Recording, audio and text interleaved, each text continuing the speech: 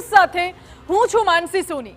Super 6 માં આજે કરીશું આજના દિવસના સૌથી મહત્વના 6 મુદ્દાઓની વાત।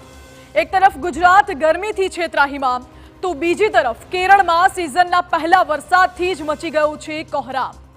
જાણીશું કે આખરે એક ઇમરજન્સી વોર્ડમાં શા માટે ઘૂસી પોલીસ વાન અને ધૂળતા ધૂળતા કોને મળી ગયું મોત।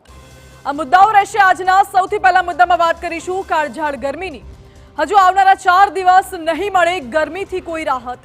રાજ્યના 20 જિલ્લામાં જાહેર કરાયું છે ગરમીનું ઓરેન્જ એલર્ટ।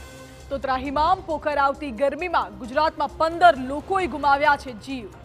વિસ્તારથી કરીશું વાત। જ્યારે બીજા મુદ્દામાં અમે આપને બતાવીશું કેટલાક ચોંકાવનારા દ્રશ્યો કે જ્યાં 2 વ્યક્તિને ધૂળતા ધૂળતા મળી ગયું છે મોત।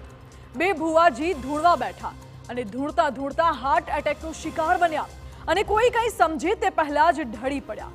સવાલ એ કે શું કાળઝાળ ગરમીના લીધે લથડી રહી છે તબિયત।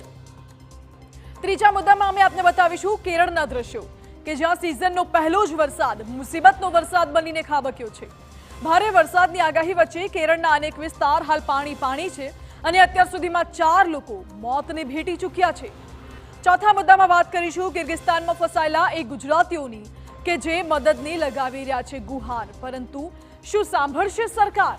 કિર્ગિસ્તાનમાં ભડકેલી હિંસાને પગલે ત્યાં ફસાઈ ગયા છે અનેક ગુજરાતી વિદ્યાર્થીઓ અને વિદ્યાર્થીઓના માતા પિતાની એક જ માંગ છે કે બાળકોને ઝડપથી ભારત લાવવાના પ્રયાસો કરાય। તો પાંચમા મુદ્દામાં અમે આપને બતાવીશું કેટલાક એવા દ્રશ્યો કે જેને જોઈને તમારા હોશ ઉડી જશે। ઋષિકેશમાં ગુનેગારને ઝડપવા પોલીસે ફિલ્મી ઢબે એક હોસ્પિટલમાં કરી એન્ટ્રી। દર્દીઓથી ખીચોખીચ ભરેલા ઇમરજન્સી વોર્ડમાં પીસીઆર વાન સાથે પહોંચી પોલીસ। પોલીસની આ હરકત સામે ઉઠી રહ્યા છે સવાલ, પરંતુ શું છે પોલીસનો જવાબ તે પણ આપને જણાવીશું।